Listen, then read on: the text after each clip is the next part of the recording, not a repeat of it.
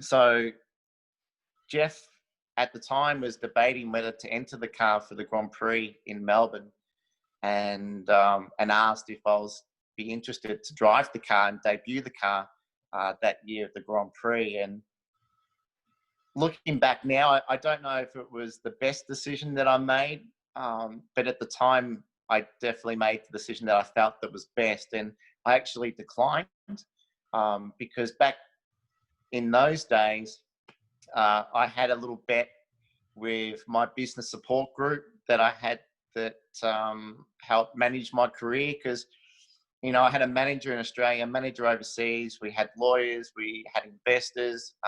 Peter Brock was a bit of an ambassador, I guess, for the business support group to help with motivation and to, help give advice to in terms of helping a young driver like myself to be successful. And one of our mottos or our beliefs, or one of the things that we had, was we were never going to drive at the Australian Grand Prix unless it was in a Formula One car.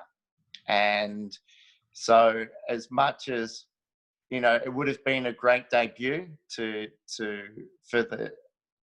be a Holden Young Lion, and to have the factory team ask for me to be the first driver to race this car at the Grand Prix. Mark Noske ended up taking the flag for the team, and he ended up debuting the car. So that was a bit of an interesting scenario. Jeff Grett phoned me up and asked me to come into the office for a meeting. We sat down and he said, "Steve, how do you feel about driving with Peter for Sandown and Bathurst?" I've gone, "Are you for real?" And I can just remember thinking that of all the people to ever have a chance to drive for, you know, to be with the icon, the pinnacle of Peter Perfect, and the amount of Bathurst wins that he's had, it's like, wow, you know, I'd hate to make a mistake. I'd hate for something to go wrong. So I said, "Jeff, are you sure? Do you think I'm ready? Am I good enough?" And he goes, "Steve, I wouldn't be talking to you about it if we didn't think that." And he goes, "Peter also has an influence in terms of obviously who he wants to be a co-driver, and we feel that you would be a good fit for this." I know I should be just jumping at it and saying yes, yes, yes, of course. But for me, there was more behind it in terms of what happens after that as well, with staying in Australia, staying in touring cars. Do I stay at HRT? We were having conversations about the chances of going back overseas. I was at that age bracket where I still had a chance to make it to Formula One. We went back to Jeff, and Peter was there in the meeting as well. And we all sort of